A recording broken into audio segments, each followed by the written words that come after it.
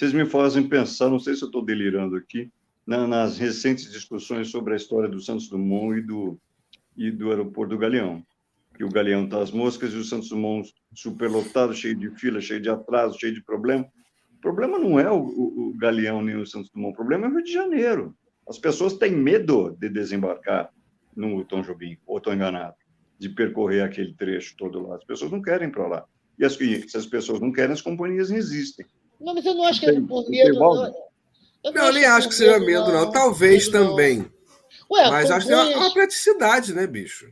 Você está dentro da cidade, né, cara? O Santos Dumont acho que é o aeroporto mais bem localizado do planeta. Do ponto de vista prático, não tenho dúvida. Só que essa praticidade está pagando um preço alto, porque as pessoas vão para o Santos Dumont, tem voo atrasado horas, tem voo cancelado para caramba, filas intermináveis, tudo é difícil. Pois é, mas mudaram agora, né? O Santos Dumont agora aqui no Rio só vai ter voo para Brasília e São Paulo. Pois mas aí depois de se ver o Galeão às moscas, né? Aí eu fico pensando por que aconteceu isso, né? Porque, de repente, por que aconteceu isso? Talvez porque alguém se interessou em fazer um shopping no Santos Dumont, e aí desviaram todo o tráfego para lá. Agora o cara fez um shopping, que é bacaninha até, quer dizer, e aí tiraram todo o tráfego. O cara ficou lá, assim, com o pincel na mão, tipo, bem, né? Você já imaginou quem tem loja naquele shopping? A felicidade que tem agora? Que tudo vai sair dali? Eu não estou nem dizendo que não deve sair, não, pelo amor de Deus. Eu fico imaginando.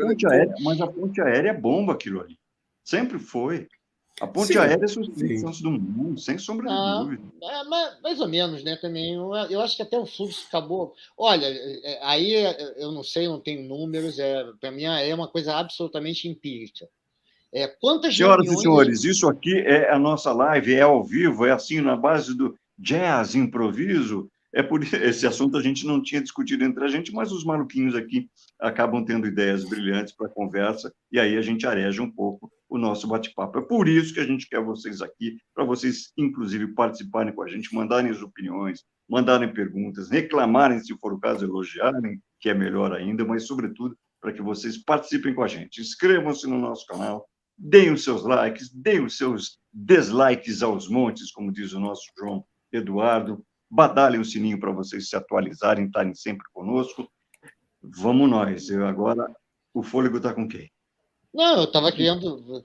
Antes de você me interromper, já me interrompendo, mas como é dizendo... Como é chato. Eu estava dizendo o seguinte... Não, olha lá, ele continua interrompendo, mas tudo bem. Eu ia falar o seguinte...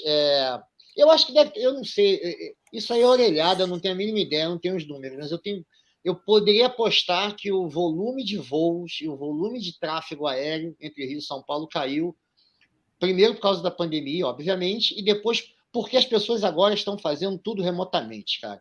A quantidade de vezes que você saía do Rio para São Paulo, ou vice-versa, para ir a uma reunião numa empresa... Entendeu? Que hoje em dia você faz remotamente, sabe? Isso deve ter reduzido muito o fluxo de passageiros. Está aí uma bela matéria.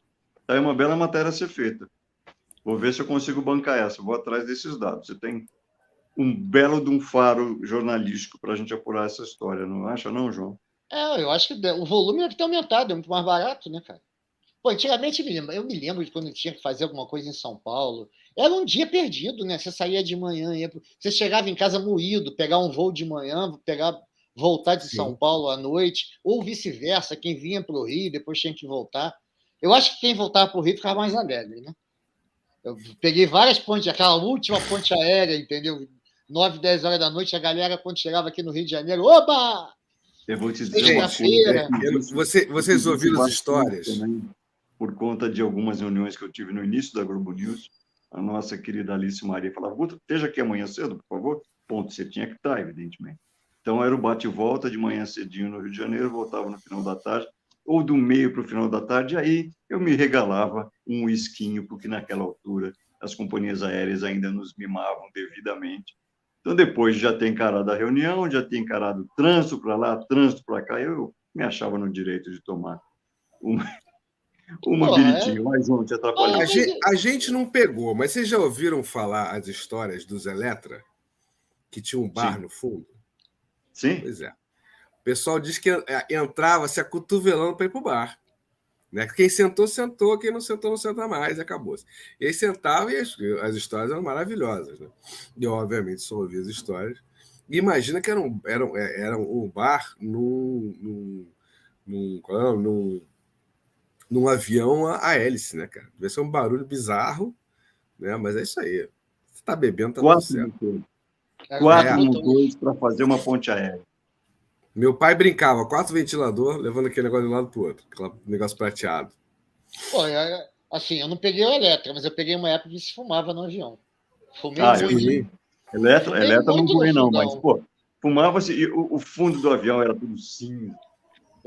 Não, hoje em dia... Assim, aquele fumo de eu, infelizmente, ainda sou fumante e, assim... Eu me lembro que eu falei, pô, mas vai parar com esse negócio, vai acabar com fumo no avião, e quem fica nervoso e tal. Mas aí você absurdo, bota a tua cabeça no lugar. Fumei muito no avião. Exatamente. É um absurdo. Eu me lembro que eu fiz o esforço uma vez na viagem internacional de escolher, não quero fumante, tá bom. Só que era o seguinte, no meio da sessão virava não fumante. E tinha uma cortininha entre eu e os não fumantes atrás de mim. É uma cortininha, né? Exatamente. E aí, ridículo. Não, e aí teve uma senhora que foi reclamar, só que foi grossa. Aí eu falei, cara, vou gastar todo o meu cigarro nessa viagem. Agora eu vou soprar na cara dessa mulher.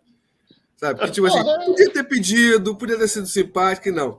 Mas é um absurdo. É um absurdo. É uma coisa louca demais. Você vê os filmes da década de 60, ou ver voltando ao negócio de série, né? Ver Mad Men, que é toda passada nos anos 60, os caras entrando no elevador e acendendo o cigarro dentro do elevador.